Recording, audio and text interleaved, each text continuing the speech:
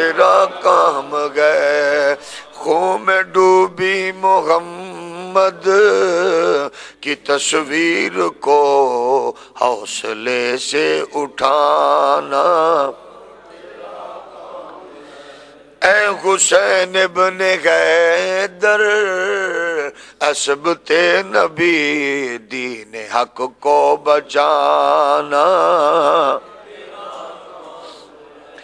ڈوبنے کو سفینہ تھا اسلام کا، پار اس کو لگانا۔ احباب ذی وقار، معزز و محترم سامعین و ناظرین، اللہ جل مجدہ الکریم کی حمد و ثنا، حضور پر نور، شافع یوم النشور، فخر دو عالم، نور مجسم، شفیع معظم، رحمت دو عالم، صلی اللہ علیہ وآلہ واصحابہ وبارک وسلم، آپ کی بارگاہ کے ناز میں بے حد و حساب درود و سلام اللہ کریم کی بارگاہ میں دعا ہے، خالق کائنات ہمیں حق کہنے کی، ہم سب کو اس پر عمل کی توفیق نصیب فرمائے۔ برادران اسلام، 61 ہجری 10 محرم الحرام بروز جمعۃ المبارک، ایک ایسا واقعہ، ایک ایسا سانحہ وقوع پذیر ہوا جس کو قوم ابھی تک بھلا نہیں سکی، بلکہ ہر آنے والا دن اس دن کی اہمیت کو مزید اجاگر کر رہا ہے۔ جتنا لوگوں نے اس کے بھلانے کے لیے محنت کی، اتنا ہی یہ واقعہ، یہ سانحہ، یہ حادثہ، اس کے اثرات انسانی زندگی پر تیزی سے مرتب ہو رہے ہیں۔ سچ کہا تھا کسی نے، انسان کو بیدار تو ہو لینے دو، ہر قوم پکارے گی ہمارے ہیں حسین۔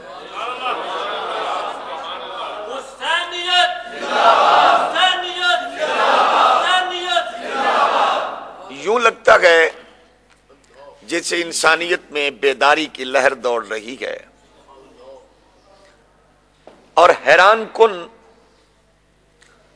پوزیشن تب ہوتی ہے جب دشمنان حسین بھی کربلا کے واقعے کو اس انداز میں پیش کر رہے ہوتے ہیں کہ ظلم اور تشدد اور بربریت جب ہو تو وہ کہتے ہیں کہ کربلا کی یاد تازہ ہو رہی ہے۔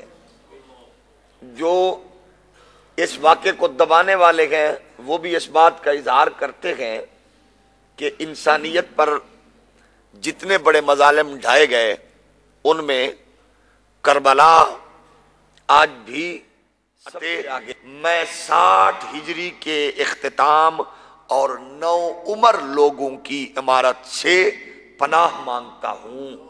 ابو ہریرہ پاک یہ ان کا معمول تھا، کیوں؟ زبان اطہر سے وہ سن چکے تھے کہ امت پر کیسی مصیبت نازل ہوگی۔ حضرت ابو ہریرہ کے بارے میں روایت ہے، اس کو بھی صاحب فتح الباری نے 10ویں صفحے 12ویں جلد پر نقل کیا۔ ابو ہریرہ بازار سے گزرتے ہوئے، راستوں سے گزرتے ہوئے اونچی اونچی آواز میں یہ دعا مانگتے، اللہم لا تدرکنی سنۃ 60 ولا عمارت الصبیان، اے اللہ میں 60 ہجری اور بچوں کی عمارت کے زمانہ کو نہ پاؤں، یا اللہ میں اس زمانہ کو نہ پاؤں جب 60 ہجری میں ایسے لوگ، جوان لوگ، چھوکروں کی حکومت آئے، مجھے اس زمانہ سے بچا لے۔ اوباش لڑکوں کا سلطنت پر قابض ہونا، پھر ان سے امت مسلمہ کے ناقابل تلافی نقصان کی پہلے سے رسول کائنات صلی اللہ علیہ وآلہ وسلم نے اپنی زبان پاک سے اطلاع ارشاد فرما دی تھی۔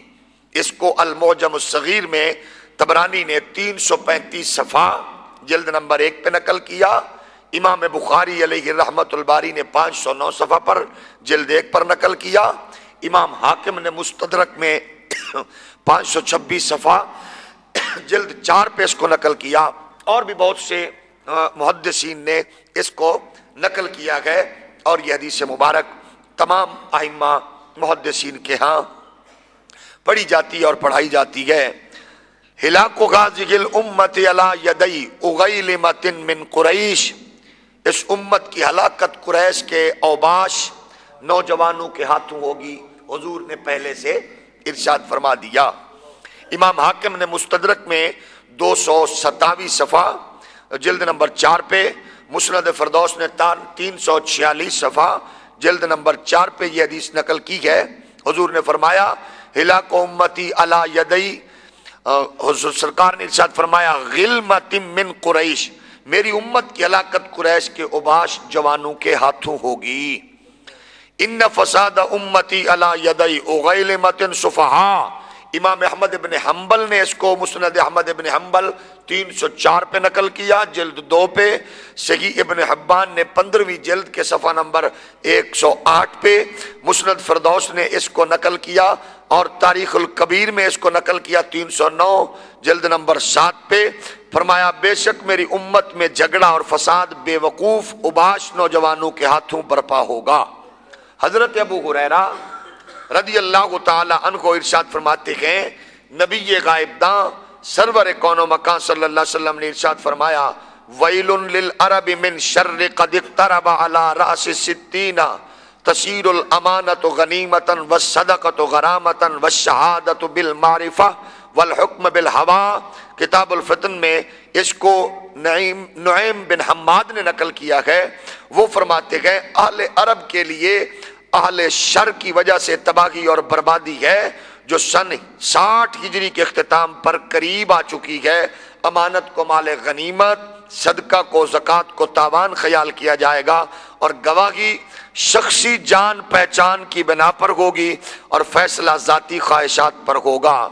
میرے پیارے محبوب علیہ الصلوۃ والسلام کے ان تمام فرامین کی روشنی میں صرف اتنا دیکھا جائے اور پھر غور کیا جائے کہ کیا اس میدان میں حسین پاک کا نکلنا، امام علی مقام کا عظیمت کے راستے کو اختیار کرنا، رخصت کے راستے پر نہ چل کر عظیمت کو اپنا کر امت کی کشتی کو اس دلدل سے نکالنا، اس بھنور سے نکالنا، آپ بتائیے کیا رسول مختار صلی اللہ علیہ وآلہ وسلم کے پاک اور مقدس فرمان کی خوبصورت انداز سے آپ نے اس پر عمل کیا، اور اس کی وضاحت آگے کائنات میں یوں کی کہ قیامت تک آنے والے لوگ اس بات سے آگاہ ہو گئے حسین پاک کے اقدام سیاست کے لیے نہ تھے، عمارت کے لیے نہ تھے، حکومت کے لیے نہ تھے، اقتدار کے لیے نہ تھے، بلکہ امام علی مقام کا ایک ایک قدم دین مصطفیٰ کی سربلندی کے لیے تھا، حضور کے دین کی عظمت کے لیے تھا، حضور کی دین کی رفعت کے لیے تھا، حضور کی عظمت اور مقام کے لیے تھا، اور قرآن مجید فرقان حمید کے اس خوبصورت اقدام اور قوانین کو بچانے کے لیے تھا جن کو اللہ کے قرآن نے بیان فرمایا۔ حسین انہی کی وضاحت کے لیے اور انہی کے تدارک کے لیے میدان عمل میں اترے ہیں۔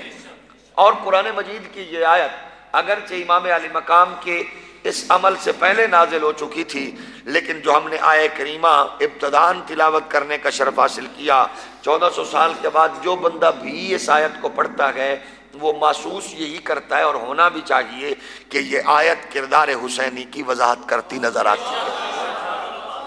امام علی مقام نے اپنے کردار کو اس آیت میں یوں ڈھالا کہ اس آیہ کریمہ کی ہمیشہ کے لیے امام علی مقام تفسیر بن کے اور تصویر بن کے رہ گئے۔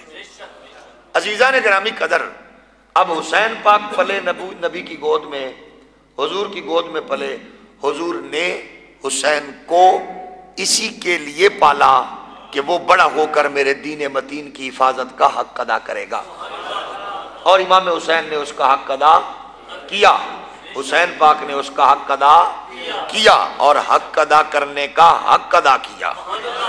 جو کچھ نبی نے کہا تھا امام علی مقام نے وہی کیا۔ اب دیکھتے گئے تمام اصحاب اور حضور کے تمام غلام جس قدر دین میں آئے، دین کو ان سے عزت ملی، دین کو ان سے عظمت ملی، لیکن کوئی بھی ایسا نہیں ہے جس کو محبوب علیہ الصلوۃ والسلام نے خود پالا ہو، پلے پلایا ہے، کوئی 10 سال 20 سال 40 سال 25 سال کی عمر میں آئے، لیکن حسین وہ ہے، حسین کا بابا وہ ہے، حسین کی ماں وہ ہے جن کو نبی نے خود پالا، اور پالا بھی مشن کے لیے۔ یعنی حضور نے پالا، اور کس لیے پالا؟ کہ یہ مصطفیٰ کریم کے دین کے محافظ ہیں، خدا کی توحید کے محافظ ہیں، اللہ کے دین کے نگہبان ہیں، اور انہوں نے اس کا پھر حق ادا کیا۔ عزیزان گرامی قدر، وہ کردار حسین سے ہمیں یہ بات واضح ہو رہی ہے کہ حضور نے ان کو دین کے لیے، اور انہوں نے بھی اپنی زندگیاں دین مصطفیٰ کے لیے صرف فرمائیں۔ چنانچہ قرآن مجید فرقان حمید انہی کی عظمتوں کو، انہی کی رفعتوں کو بیان فرماتا ہے۔ یہ لوگ جنہوں نے اپنا سب کچھ دین کے لیے قربان کیا، اور پھر اللہ نے ان کے عظمتوں اور رفعتوں کو برکتوں سے نوازا۔ خالق کائنات نے ارشاد فرمایا انما یرید اللہ لیذھب عنکم الرجس اہل البیت ویطہرکم تطہیرا۔ اب یہ جو لوگ حسین پاک پر الزام لگاتے ہوئے اقتدار اور حکومت کی بات کرتے ہیں، وہ یہ بات سن لیں کہ اقتدار کی ہوس بھی ایک ایسا گھٹیا پن ہے، اور حکومت کی ہوس بھی گھٹیا پن ہے، اور اللہ نے قرآن میں اعلان فرما دیا کہ ہم نے ہر نجس کو ان سے دور فرما دیا ہے، ان سے نکال دیا ہے، یہ ہر نجس سے پاک ہو گئے، یہ ہیں ہی وہ جو پاک ہیں۔ قرآن مجید اعلان فرماتا ہے، فرمایا مرج البحرین یلتقیان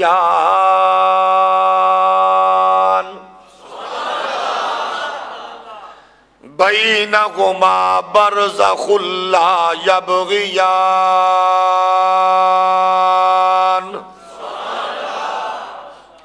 اب یہ نور رسول کائنات صلی اللہ علیہ وآلہ وبارک وسلم کا، جو جناب سیدہ فاطمہ میں اور پھر مخدومہ کائنات کے تھرو سے آپ ہی کے آگے امام حسن امام حسین کی صورت میں، جو موتیوں کی صورت میں سامنے نظر آیا، پھر نبی کی گود میں پلے۔ آنے سے پہلے حضور کی چچی ام الفضل فرماتی ہے میں نے خواب دیکھا، آپ کے جگر کا ٹکڑا کٹ کر میری جھولی میں آیا، میں بیان نہیں کر رہی، بیان کرنے سے ڈرتی ہوں کیونکہ خواب عجیب ہے۔ میرے نبی نے فرمایا چچی اللہ مجھے میری بیٹی فاطمہ کو بیٹا دے گا، اور وہ بیٹا تیری گودی میں پلے گا، وہ میرا بیٹا حسین ہے۔ اب یہ حسین نبی کے بیٹے جن کو حضور خود گود میں لے کر دعا کرتے ہیں، آمنہ کے لال ان کے لیے دعائیں مانگتے ہیں، اب جس کو نبی دعا دے، جس کے لیے نبی دعا مانگے، حضور نے خود کہا یہ میرا بیٹا، اور وہ بیٹے جن کے بارے میں محدثین اور مفسرین نے واضح طور پر بیان کیا ہے، ہمارے رسول مختار کے اصحاب کہتے ہیں شکل سے دونوں کو کھڑا کر دیا جاتا تو وہ شبیہ رسول بنتے، دونوں کی شکلوں سے عیاں ہوتا تھا رسول مختار صلی اللہ علیہ وآلہ وبارک وسلم کی مکمل تصویر ہے۔ امام ترمذی نے بیان کیا 5779 نمبر پر اس حدیث کو۔ علی المرتضی فرماتے گئے حسن سینہ سے سر تک حضور کی کامل شبیہ، اور حسین سینہ سے نیچے تک حضور کی مکمل تصویر تھے۔ ترمذی نے 3772 نمبر پر اس حدیث کو درج کیا۔ انس بن مالک فرماتے گئے حضور سے عرض کیا گیا یا رسول اللہ آپ کو اہل بیت میں سب سے زیادہ کون محبوب ہے؟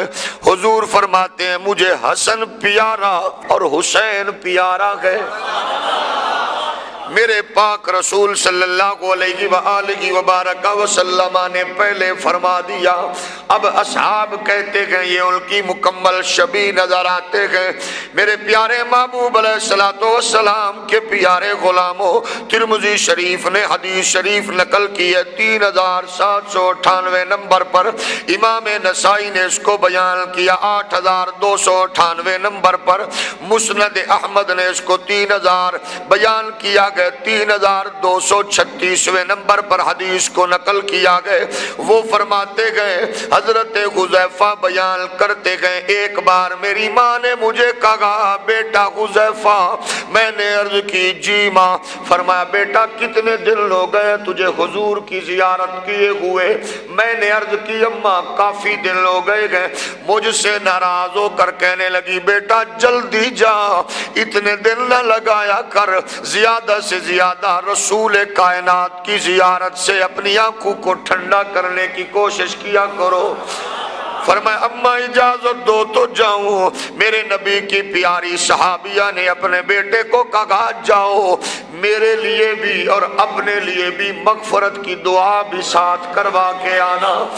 ڈونگا باغ میں آنے والوں، جب میرے کریم آقا کی بارگاہ میں جناب حذیفہ پہنچے، کہتے گئے میں گیا تو مغرب کی نماز میں حضور تشریف فرما تھے۔ پھر میرے نبی نے مغرب کے بعد عشاء کی نماز پڑھائی، نماز کے بعد حضور وہاں سے چل پڑے گھر کی جانب۔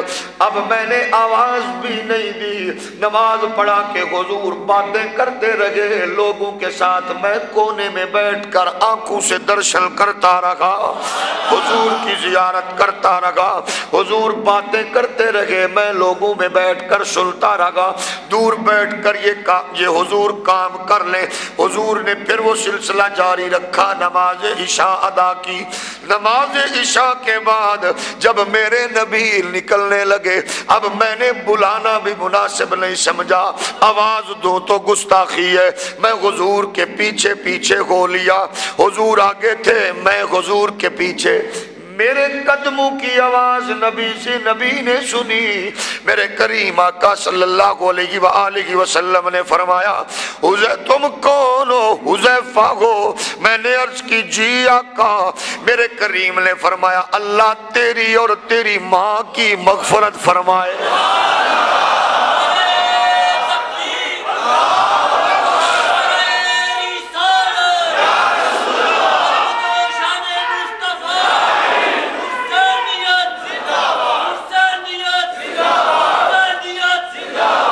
فرمایا حذیفہ اللہ تیری اور تیری ماں کی مغفرت فرمائے۔ ڈونگا باغ میں آنے والوں، ہم ضدی تو گئے نہیں، ہم تو دین کے طالب علم ہیں، بس صرف اتنا کہنا چاہتے ہیں صحابی اور صحابیہ کے جو دل میں تھا میرے کریم نے وہ پہلے ہی عطا فرما دیا۔ اب فرماتے ہیں حذیفہ بیان کرتے ہیں قال رسول اللہ صلی اللہ علیہ وسلم ان هذا ملک لم ينزل الارض قط قبل هذه الليلة استاذن ربه ان يسلم علي ويبشرني بان فاطمة سيدة نساء اهل الجنة وان الحسن والحسين سيدا شباب اهل الجنة۔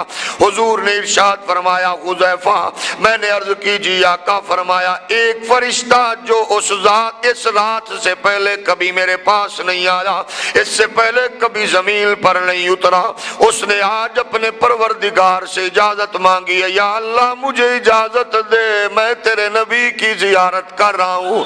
بلکہ یہ جو پیغام ہے وہ فرشتہ لے کے آیا، اس نے سلام کیا اور خوشخبری دی ہے، مجھے آ کر کہنے لگا یا رسول اللہ علیہ وآلہ وآصحابہ وبارک وسلم، اے پیارے آقا حضرت سیدہ فاطمہ وہ جنت کی تمام عورتوں کی سردار ہیں اور حسن و حسین جنت کے جوانوں کے سردار ہیں۔ اب یہ بیان کرنے والے حذیفہ ہیں، حضور نے ان کو فرمایا دعا کی ہے اور کہا گیا ہے میری بیٹی جنت کی عورتوں کی سردار ہے، میرا بیٹا حسن حسین جنت کے جوانوں کے سردار ہیں۔ میرے پیارے محبوب علیہ الصلوۃ والسلام کے غلاموں اب سنیے، میرے نبی نے جب یہ کہا حضور جانتے گئے، حضور کو پتہ گئے یہ میرا بیٹا بڑا ہو کے کیا بنے گا، میرا بیٹا حسین بڑا ہو کے کیا بنے گا۔ میرا بیٹا حسن بڑا ہو کے کیا بنے گا؟ حضور رحمت دو جگہ نے اسی نہج پر ان کی تربیت فرمائی ہے۔ میرے پیارے محبوب علیہ الصلوۃ والسلام کے پیارے غلاموں، ایک بار ایسا ہوا، اس کو بیان کیا امام شیبانی نے، اس کو بیان کیا اہل حدیث کے قاضی شوکانی یمن کے مولوی نے بھی اس روایت کو بیان کیا گئے۔ وہ فرماتے گئے حضور رحمت دو جگہ صلی اللہ علیہ وآلہ وسلم کی طبیعت مبارک ناساز تھی۔ حضور کے پاس سیدہ فاطمہ بیٹھی گئے، حضور نے ارشاد فرمایا میری بیٹی فاطمہ، عرض کیجی بابا حضور، فرمایا میرا بیٹا حسن کہاں گئے، میرا بیٹا حسین کہاں گئے؟ عرض کی گئی بابا جی حاضر لے آتی ہوں۔ میں جا کر ان بچوں کو لے آئی، میرے کریم نے حضور نے دیکھا، سیدہ فرماتی ہے میں نے عرض کی بابا جی ان بچوں کو اپنی وراثت سے کچھ دے دیں، ان کو وراثت سے کچھ عطا فرما دیں۔ میرے پیارے نبی نے اپنے بیٹے حسن کو اپنے سینے سے لگایا اور فرمایا بیٹی فاطمہ جی اب میں نے تیرے بیٹے کو اپنی ہیبت اور سرداری حسن کو وراثت میں دے دی ہے۔ پھر میرے کریم آقا صلی اللہ علیہ وآلہ وسلم نے جناب حسین کو سینے سے لگایا اور میرے کریم نے سینے سے لگا کر فرمایا اے میری پیاری بیٹی فاطمہ میں نے حسین کو جرت اور سخاوت وراثت میں دے دی ہے۔ میرے کریم آقا نے جرت دے دی، سخاوت دے دی۔ ابن ماجہ نے 51 صفحہ پر، صفحہ جلد نمبر 1 پر یہ نقل کیا۔ مسند احمد ابن حنبل میں امام حنبل نے نقل کیا دوسری جلد 286واں صفحے پر، فرماتے ہیں ابو ہریرہ کو ہم نے دیکھا، ابو ہریرہ فرماتے ہیں ہم نے اپنی نظروں سے یہ مشاہدہ کیا، حضور رحمت دو جہاں علیہ الصلوۃ والسلام فرما رہے گئے لوگوں مجھے حسن و حسین سے محبت ہے، تم بھی ان سے محبت کرو۔ کبھی کہتے ہیں یا اللہ تو بھی ان سے محبت فرما، اور جو میرے بچوں سے محبت کرے مولا تو ان سے بھی محبت فرما۔ میرے پیارے محبوب علیہ السلام کے پیارے غلاموں، اب خاص تربیت آپ نے دیکھ لی کس مقصد کے لیے کی۔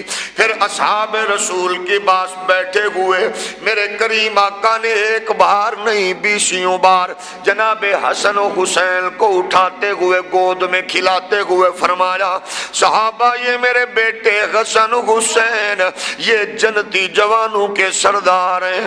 کسی صحابی نے نہیں کہا حضور ابھی تو بچے گئے، ابھی بڑھیں گے پڑھیں گے آگے جائیں گے کیا سے کیا ہوگا، پر وہ جانتے گئے میرے نبی مالک ہیں جس کو جو چاہے جب چاہے اللہ کے خزانوں میں عطا فرما دے۔ میرے نبی نے فرمایا میرا بیٹا حسین جلتی جوانوں کا سردار ہے، اصل جلتی جوانوں کا سردار ہے۔ اصحاب جان رکھے گئے۔ پھر وہ لمحہ بھی میرے نبی کے غلام اصحابہ کے سامنے تھا جب میرے نبی نماز میں جاتے گئے، اس کو بھی احمد ابن حنبل نے اور دیگر محدثین نے بھی روایت کیا، فرمایا عالم یہ تھا نماز کے دوران میرے کریم آقا کی پشت انور پر جب امام حسن و حسین ان میں سے دونوں یا ایک جب بھی آتے حضور کی پشت پر سوار ہو جاتے، حضور ان کی وجہ سے نماز کو لمبا کرتے چلے جاتے، سجدوں کو طویل کرتے چلے جاتے۔ اصحاب بعد میں پوچھتے یا رسول اللہ آج قانون بدل گیا، حکم بدل گیا، قرآن کی آیات کا نزول تھا۔ میرے کریم فرما رہے گئے صحابہ ان دونوں میں کوئی بات نہ تھی، بس میرا حسین آیا کھیلتے کھیلتے میری پشت پہ بیٹھ گیا، میں نے اپنے بیٹے حسین کی وجہ سے سجدے کو طویل کر دیا۔ میرے نبی کے غلاموں کسی صحابی نے جا کر کنڈی نہیں کھٹکھٹائی، کسی نے جا کر بی بی سیدہ کو کمپلین نہیں کی حسین کو سمجھاؤ یہ ہماری نمازوں کو ڈسٹرب کرتے ہیں خدا نخواستہ، کسی نے نہیں کہا۔ بس یہ بات چلتی چلتی حضرت مولا علی کے تھرو سے مخدومہ پاک تک پہنچی، فرمایا بیٹوں کو روکو یہ اپنے نانا کی پشت پہ بیٹھ جاتے ہیں، ان کو اپنے بابا کی ضعیفی کا خیال نہیں آتا، میرے نبی کے غلاموں، جب یہ بچہ کھیلتا ہوا گھر میں داخل ہوا، معصوم بچوں کی عادت ہوتی ہے ماؤں کے وجود سے لپٹ جانا، جب حسین لپٹنے لگے ماں نے رخ پھیر لیا، بچہ رو کے کہتا ہے اماں ناراض نہ ہو، اماں ناراض نہ ہو۔ فرمایا بیٹا تیرے بابے نے بتایا آج تو اپنے نانا کی پشت پہ بیٹھا رہا، تیری وجہ سے میرے بابے نے سجدے کو لمبا کیا، تجھے میرے بابے کی ضعیفی کا خیال نہیں ہے، میرے بابے کی بڑھاپے کا احساس نہیں ہے۔ حسین رو کے لپٹ کے عرض کرتے اماں مجھے لوریاں دیتے ہوئے قرآن کی تو نے سلایا، آیتیں پڑھ پڑھ کے تو نے جگایا، اماں تو آٹا بھی گوندے تو قرآن پڑھتی ہے، تو ہمارے لیے کھانا پکائے تو تلاوت کرتی ہے، اماں تو راتوں کو جاگ جاگ کے چکی بھی پیسے تو قرآن کی تلاوت کرتی ہے، اماں مجھے دودھ تو نے پلایا، مجھے قرآن تو نے پڑھایا، اماں مجھے گھٹی تو نانے نبی نے دی ہے، اماں میں تو پلا تو باب العلم کی جھولی میں ہوں، اماں میں دین بھی جانتا ہوں، شریعت بھی جانتا ہوں، اصول بھی جانتا ہوں، قانون بھی جانتا ہوں، نانا پاک کے بڑھاپے کا بھی مجھے احساس ہے، اماں میں ہی تو وہ ہوں جب مجھے نانا کندھوں پہ بٹھاتے گئے تو میں کہتا ہوں نانا سواری کی تو مہار بھی ہوتی ہے، تو نانا اپنی زلفیں ہاتھ میں پکڑا کے کہتے ہیں حسین یہ مہار بنا لو، میں تو نانا کی زلفوں کو پکڑ کر کھیلنے والا ہوں۔ اما پھر جب صحابہ کہتے ہیں حسین سواری کتنی حسین ہے، اما جواب میں نہیں دیتا، میرے نانا کہتے ہیں صحابہ اگر سواری عظیم ہے تو سوار بھی تو نرالا ہے، اما میں جانتا ہوں شریعت کے تقاضوں کو جانتا ہوں، میں دین کی حدود و قیود کو جانتا ہوں، پر بیٹا تجھے میرے ابے کی ضعیفی کا خیال کیوں نہیں آیا؟ حسین رو کے عرض کرتے اما میری مجبوری تھی۔ فرمایا بیٹا مجبوری کس چیز کی؟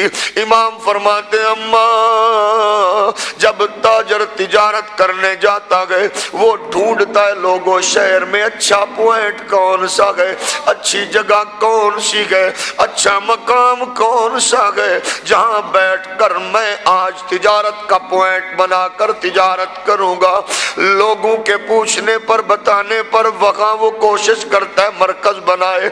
اما آج میں جب مسجد میں گیا میں نے تجارت کرنی تھی رب الارباب سے، میں نے دیکھا کس پوائنٹ پہ بیٹھ کر آج تجارت ہو، کس جگہ پہ بیٹھ کر تجارت ہو، کیونکہ اسی جگہ پہ تو نانا مجھے کندھوں پہ اٹھاتا گئے، جگہ کون سی ہو؟ اما نانا کی پشت انور سے بڑھ کر کوئی اور مقام نظر نہیں آیا، میں نانے کی پشت پہ بیٹھا رہا، اما تیرا بابا تسبیحاں پڑھتا گیا، میں ایک ایک جان کا سودا کرتا گیا۔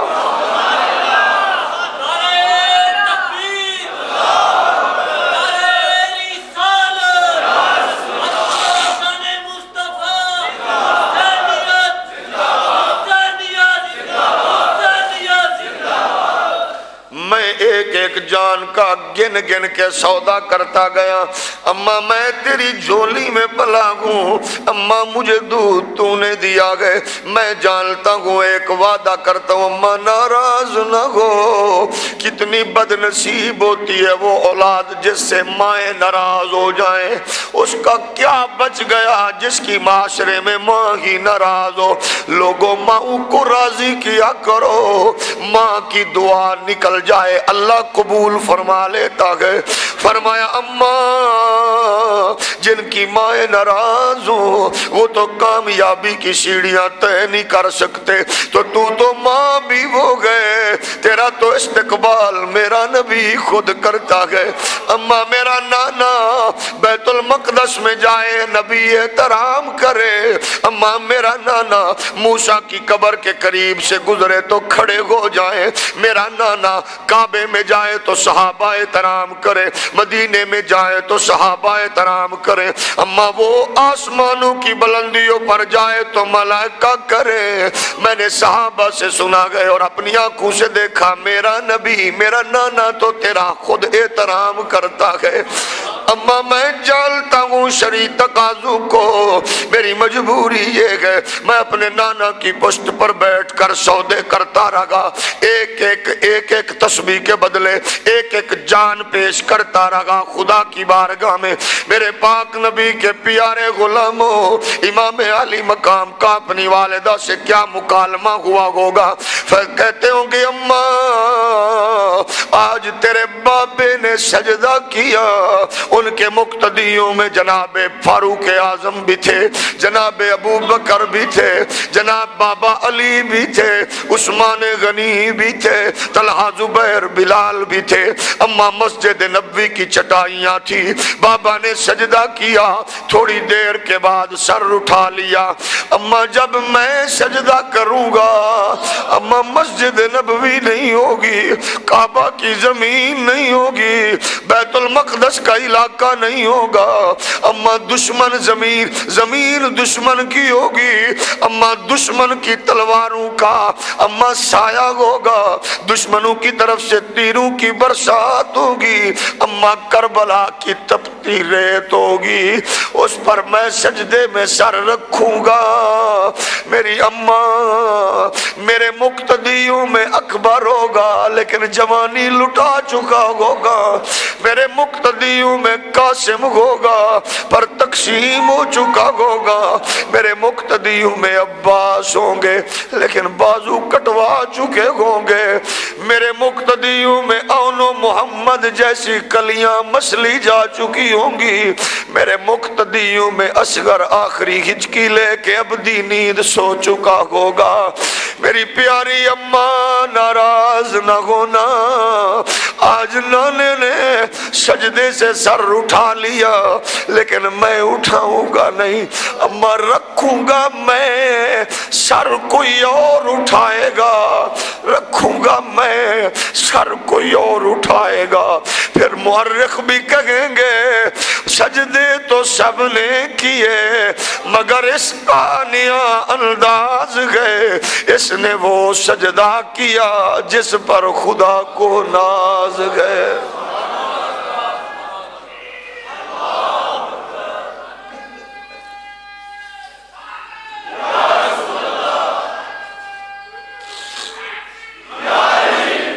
میرے پیارے محبوب علیہ السلام کے پیارے غلاموں, جب تربیت کرنے والے میرے پیارے محبوب علیہ السلام کی پیاری بیٹی فاطمہ کو اس کا تربیت یافتہ بیٹا بھی پھر حسین بل کر میدان عمل میں کس انداز سے قربان ہوتا گئے.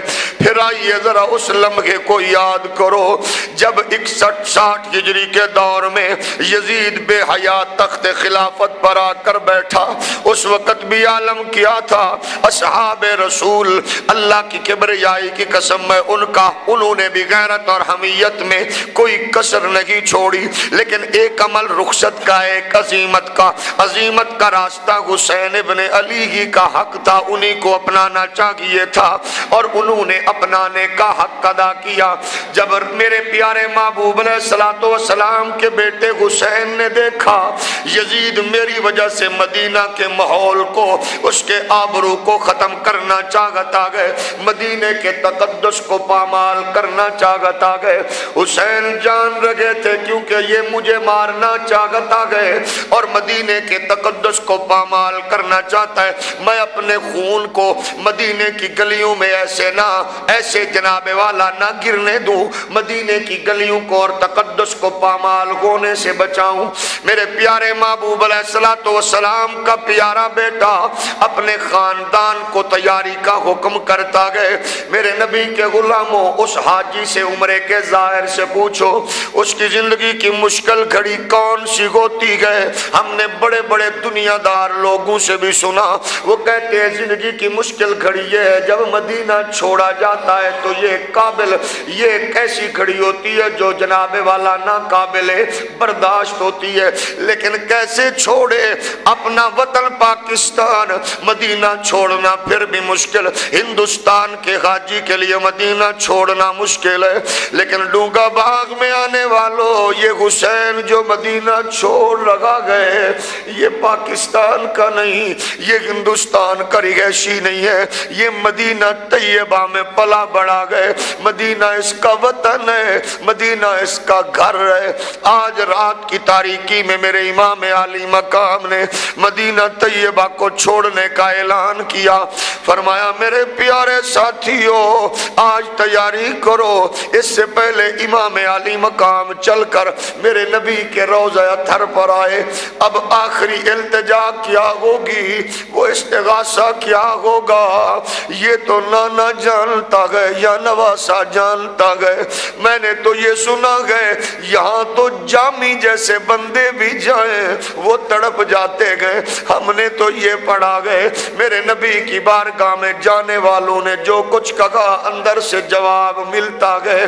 میرے نبی کے غلاموں امام اعظم سلام کرے، مدینے کے والی جواب دے، میرے پیارے محبوب کا بیٹا غوث اعظم سلام کرے تو مدینے کے والی جواب دیتے ہیں۔ حضرت جناب سید احمد کبیر الرفائی جا کے دیوبند کے محدث نے یہ بیان کیا مولوی زکریا نے کہ جب سید احمد کبیر نے جا کے کہا نانا جی آج میں آیا ہوں، نانا جی ہاتھ باہر نکالو میں چومنا چاہتا ہوں، دیوبندی محدث کہتا گئے مولوی زکریا سہارنپوری فضائل حج کے 171ویں صفحے پہ کہتے ہیں ابھی بات سید زادے کی ختم نہیں ہوئی، میرے نبی نے روزے سے باہر ہاتھ نکال دیا۔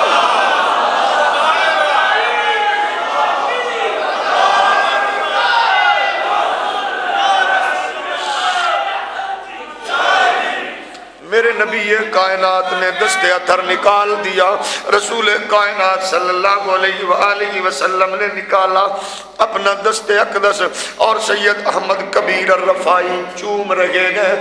ڈونگا باغ والو وہ موقع سامنے لاؤ جب مدینے کا والی مدینے کو چھوڑنے کے لیے آ گیا، اور آیا بھی کس کے پاس ہے؟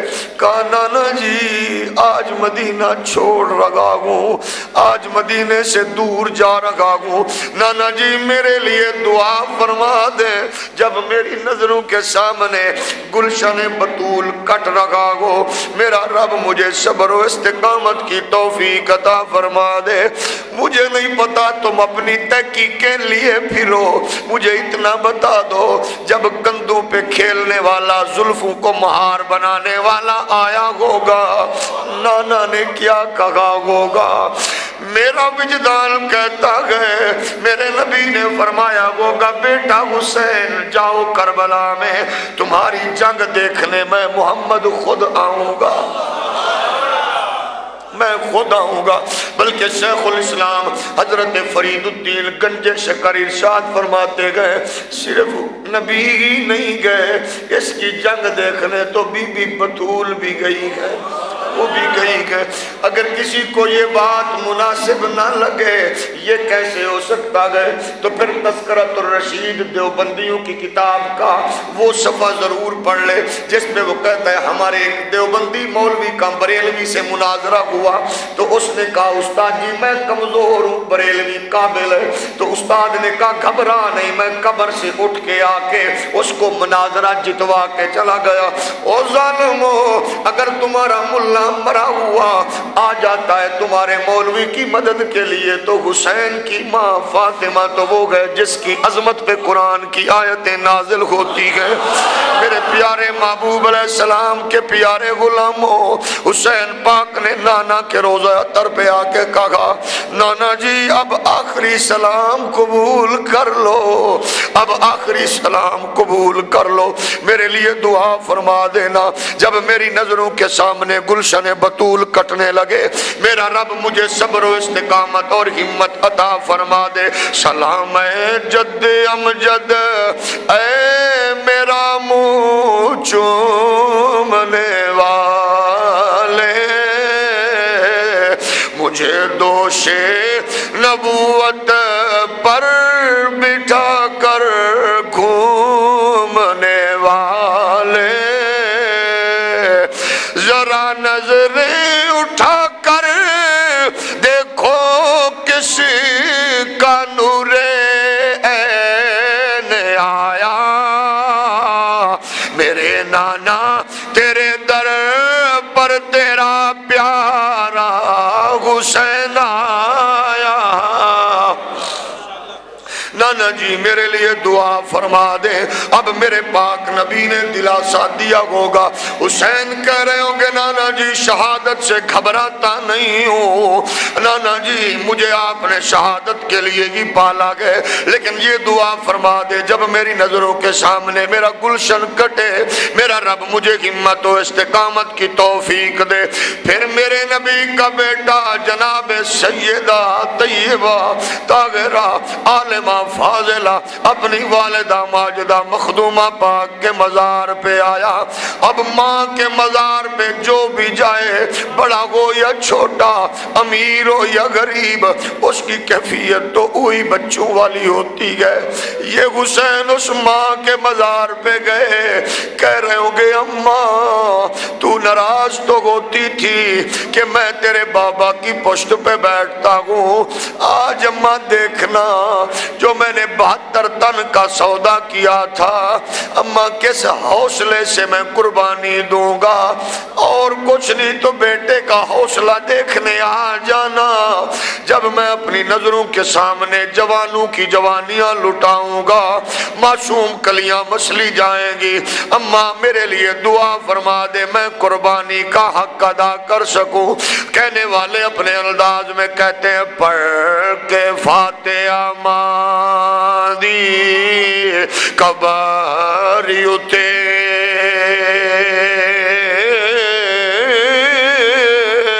شاہ امام حسین پکار دائیں، میرا بولیا چالیا معاف کری،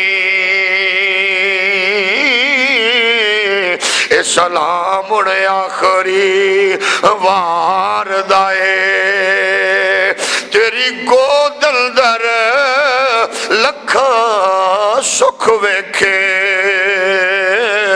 پر بھار دکھاں دا پیا مار دائے، میرے خون دی اے دین نو لوڑ پہ گئی، تائیوں کربل کسد سوار دائے۔ میرے پیارے محبوب علیہ السلام کے پیارے غلاموں، امام علی مقام نے تیاری فرمائی، اب میدان سے اب گھر میں آئے، بچوں تیاری کرو، بڑو تیاری کرو، اب کون کون تیاری کرے گا یہ پوچھا جا رہا ہے۔ اب ایک ایسی خاتون بھی گئے جو جناب امام حسن کی بہو گئے، امام حسین کی بیٹی جن کا نام ہے سیدہ سغرا پاک، آپ کے شوہر کیونکہ گھر میں موجود نہیں گئے، امام علی مقام نے فرمایا بیٹی شادیوں کے بعد بیٹیاں شوہروں کی ملکیت ہیں، اب شوہر اجازت نہ دے، اگرچہ میں شریعت کے بانی کے بیٹ پوتا اس کا بیٹا نواسا ہوں، شریعت کے حدود و قیود کو جانتا ہوں، لیکن میں نے جگہ جگہ پہ شریعت کی حفاظت کرنی ہے، بیٹی اب شوہر اجازت نہیں دے گا تو میں لے کے نہیں جاؤں گا، البتہ ایک ضرور ہے، میں وعدہ کرتا ہوں علی اکبر کو بھیجوں گا، تجھے آ کے ضرور لے جائیں گے، اکبر آئیں گے تجھے لے جائیں گے، جب آئیں تیرے شوہر تجارت کی غرض سے گئے ہوئے گئے، ان سے پوچھ لینا اجازت دے، ساتھ آئیں تو ٹھیک، اجازت دے تو لے جائیں گے۔ اب اس انتظار پہ، لیکن دوستو بیٹیاں چھوٹی ہوں یا بڑی، شادی شدہ ہوں یا انمیرڈ ہوں، جب 40 گھروں کو تالے لگ جائیں، جب پورا پریوار گھر سے رخصت ہو جائے، بار بار علی اصغر کو اٹھاتی ہیں، پیار کر کے پھر کہتی ہیں آخری بار تو بوسہ دے دو، پھر کہتی ہیں آخری بار تو دے دو۔ کبھی چاچا عباس کو ملتی ہیں، کبھی سیدہ زینب کو کہتی ہیں اگر بابا کو مصروفیت کی وجہ سے بھول جائے پھپھو یاد کرا دینا۔ کبھی ماں کو کہتی ہیں مجھے بھول نہ جانا۔ علی اکبر کو کہتی ہیں بہنوں کے تو مان بھائی ہوتے ہیں لیکن مجھے خیال کرنا کہیں بھول نہ جانا۔ بھائی آپ کی میں نے کبھی کوئی گستاخی کی ہو تو معاف کر دینا، مجھے معافی دے دینا۔ کبھی چچا عباس سے معافی، کبھی جناب امام علی مقام سے معافی، مجھے یاد رکھنا دعاؤں میں بھلا نہ دینا۔ جب چلنے لگے تو بہن کہہ رہی ہے بھائی کو میرے پاس اور تو کوئی تیری یاد کے لیے چیز موجود نہیں ہے، ذرا کچی مٹی پہ اپنے پاؤں کے نشان لگا دے، میں دیکھتی رہوں گی، میں اپنے آپ کو تسکین دیتی رہوں گی، میں دیکھ دیکھ کر مطمئن ہوتی رہوں گی، لیکن بھیا بھلا نہ دینا، مجھے یاد رکھنا۔ میرے نبی کے غلاموں جب امام علی مقام نے لشکر کو حکم دیا گئے، یہ دروازے میں کھڑی دیکھ رہی گئے اکبر کو ایک بار تو دکھا دو، اصغر کی جھلک تو دکھا دو۔ میرے نبی کائنات علیہ السلام کے غلاموں اب میرے نبی کے بیٹوں کا بچوں کا قافلہ چل پڑا۔ تسلی دے کے کہا بیٹی نانا کے روضہ اطہر پر چلے جایا کرنا، ڈھارس بدائیں گے نانا، ام سلمہ نانی پاک کی خدمت کرنا، اس میں کوئی جناب تھوڑی بہت بھی کمی نہ ہونے دینا۔ ساری نصیحتیں کر چکے، اب میرے امام علی مقام چلے گئے۔ مکہ سے پھر کربلا کی جانب امام کا قافلہ آ گیا۔ دن گزرتے گئے، مہینے گزرتے گئے، اپنی نکرانی کی ڈیوٹی لگاتی ہے، جاؤ پتہ تو کرو کوئی قافلہ ایسا ہو، سنیں شام کی طرف گئے جو جانے والا ہو اس کو کہو سید زادی ان کے بھائیوں کی طرف کچھ بھیجنا چاہتی ہیں، بہنوں کے اپنے ارمان ہوتے گئے۔ ایک دن ایک نکرانی نے کہا بی بی جی ایک بندہ آ رہا ہے، وہ قاصد ہے، اونٹ سوار ہے۔ اس کو روک کے اس نکرانی نے پوچھا بابا جی کہاں جاؤ گے؟ کہا میں اپنے بچوں کی دوائی لینے آیا ہوں شہر کی طرف۔ اس نے کہا اللہ تیرے بچوں کو صحت دے، اللہ تیرے بچوں کو زندگی دے۔ کہا بیٹی تو کر پریشان ہے، کون ہے؟ کہنے لگی میں سیدہ صغرا کی نکرانی ہوں۔ کہا وہ کون ہے؟ کہا امام حسین کی بیٹی ہے۔ کہا تو پریشان کیوں ہے؟ کہنے لگی بس بابا جی پریشانی یہ ہے اکبر نے جو وعدہ کیا تھا اس کے دن بھی گزر گئے، جو اس نے کہا تھا وہ دن بیت گئے۔ روزانہ بیٹھ کر مجھ سے پوچھتی ہے میں اس کو کیا بتاؤں؟ کہاں ہے کیا؟ کہاں کوئی پیغام بھجوانا چاہتی ہے؟ کہا میرے بچوں کا اللہ کا فیض ہے، میں خاندان رسول کی خدمت میں لگ جاتا ہوں۔ وہ گھر میں آیا، کہنے لگی بیٹا مجھے فرماؤ۔ اندر بی بی پاک گئی ہے، اپنی نکرانی کو کچھ چھوٹی سی پوٹلی پکڑائی جس میں کچھ کپڑوں کے سوٹ ہیں۔ وہ کہتی ہے بابا جی پہلے یہ رکھ لو، یہ تیرے بچوں کے لیے گئے۔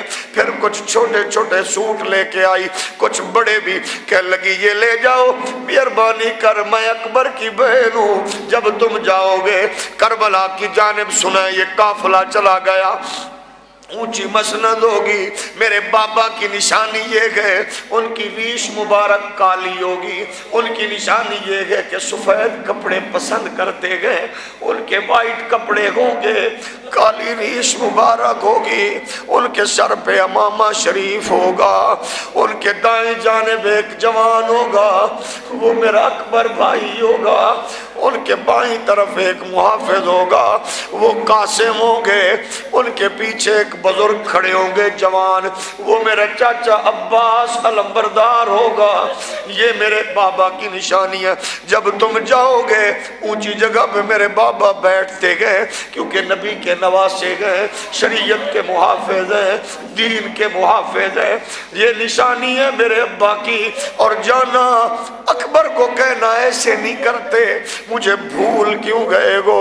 روزانہ میں پوچھتی ہوں، اپنی سہیلیاں مجھے کہتی ہیں اکبر نہیں آئے، ابھی نہیں آئے، اب تو عالم یہ گئے مٹ گئے، نقش قدم دے ویرا تے میری اکھیاں لایا سامن، جدوں دا تو ٹرے ویرا مینوں ویڑا آندا ہے کھاون، شام دے ویلے جدوں بچیاں مدینے دیاں آندن ویر کھڈاون، سمجھ بھراواں موئی مینوں میں تو اپنے ویر لکاون، شالا مرن نہ ویر کسے دے، نہ گون نمانیاں بھیڑا، جس بھیڑ دا ویر نہ کوئی اس کی دنیا تو لینا۔ میرے امام علی مقام کی بارگاہ میں یہ بندہ پہنچتا ہے قاصد، اب یہ گیا دیکھا ایک بزرگ موجود ہے، میرے امام علی مقام کی طرف دیکھا، ایک بزرگ بوڑھے نظر آئے، میرے امام نے فرمایا جلدی آ قاصد جلدی آ، کہاں سے آئے ہو؟ کہا مدینے سے صغرا کا پیغام لایا ہوں، حسین کو ملنا ہے۔ کہا میں حسین ہوں؟ کہا وہ کہتی تھی وہ تو داڑھی کالی ہوگی، آپ تو بزرگ ہو، سفید کپڑے آپ کے تو سرخ ہو چکے ہیں، وہ جو نشانیاں تھی اکبر کہاں گئے، اصغر کہاں گئے، عباس کہاں گئے؟ میرے امام فرماتے ہیں میرے بھائی تھوڑی دیر پہلے آتے فاطمہ کا گلشن ہرا بھرا تھا، عباس کے بازو کٹ گئے، اکبر تقسیم ہو گئے، قاسم گٹڑی میں باندھے ہوئے گئے، اصغر آخری ہچکی لے چکا ہے، یہ میں اپنے جو کپڑے رنگین دیکھ رہے ہو یہ بچوں کے لاشیں اٹھا کے میری وردی سرخ ہو چکی ہے، میں ہی حسین ہوں، گلشن لٹا چکا ہوں لیکن مصطفیٰ کے دین کو بچا چکا ہوں، میں نے اپنا گلشن کٹا دیا ہے پر میں نے اپنے نانا کا دین بچا لیا ہے۔ میرے نبی کے پیارے غلاموں، حسین کی تربیت میرے نبی نے کی، حسین نے کربلا میں دین کو بچانے کا حق ادا کیا، مصطفیٰ کی شریعت تو بچ گئی، حسین کا گھر لٹ گیا، شریعت تو بچ گئی، حسین کا گھر لٹ گیا، دین تو بچ گیا، حسین کا خاندان کٹ گیا۔ حسین تیرے عزم کو سلام، تیرے ارادوں کو سلام، تیرے جذبوں کو سلام، تیری جوانی کو سلام، تیرے بڑھاپے کو سلام، تیری غیرت کو سلام۔ دوستو آؤ، دین پھر مشکلات کا شکار ہے، اس دین کو پھر ہمیں امام علی مقام کی اس سنت کو ادا کرتے ہوئے اپنا آپ دین کے لیے پیش کرنا ہے، اس دین کو بچانا ہے، دہشت گردی سے بچانا ہے، دہشت گردوں سے بچانا ہے، بدنام ہونے سے بچانا ہے۔ ہم نے اس دین کو لوگوں کے سامنے اس انداز میں پیش کرنا ہے، یہ بندے مارنے والا دین نہیں ہے، ہم تو مر کر بھی دین کی حفاظت کرنے والے ہوتے ہیں، ہم تو سینے پہ گولی کھا کر بھی مصطفیٰ کے دین کی نگہبانی کرتے ہیں۔ آئیے اللہ کرے ہمارے بچے ہوں تو ایسے صدقہ علی اکبر کی جوانی کا، جو جوانیاں دے دے مگر دین مصطفیٰ پہ آنچ نہ آنے دے، ہمارے بزرگوں تو ایسے امام علی مقام کی طرح نسل کٹا دیں لیکن دین پہ آنچ نہ آنے دیں۔ آؤ مل کر اس دین کو بچائیں، اس دین کو بچائیں، دین بچ گیا تو ہماری نسلیں بچ جائیں گی، دین بچا ہماری نسلیں، یہ بچے گا ضرور، بچنا چاہیے، بچتا رہے گا، لیکن اگر ہم اس کے بچانے میں کردار ادا نہ کر سکے تو یقیناً ہم حضور کی بارگاہ میں سرخرو نہ ہو سکیں گے۔ آئیے سرخرو ہونے کے لیے دہشت گردی، دہشت گردوں سے، اس دین کو بدنام لوگوں سے بچا کر صوفیاء کی طرح اسی انداز میں پھیلاؤ، لوگوں کو پتہ چل جائے کہ شہید کی عظمت اور رفعت کو ڈیمیج کرنے والے لوگ، شہادت پر انگلی اٹھا کر اب اغیار کو خوش کرنے والے لوگ، ڈالر، پاؤنڈ، ریال پر لفظ شہادت کے وقار کو مجروح کرنے والے لوگ اپنی موت مر جائیں، اور لوگوں کو، ہماری نسل کو پتہ چلے شہید یہ نہیں ہوتے جو لوگوں کو مارے، شہید وہ ہوتے ہیں جو ناموس رسالت پہ مریں۔ وآخر دعوانا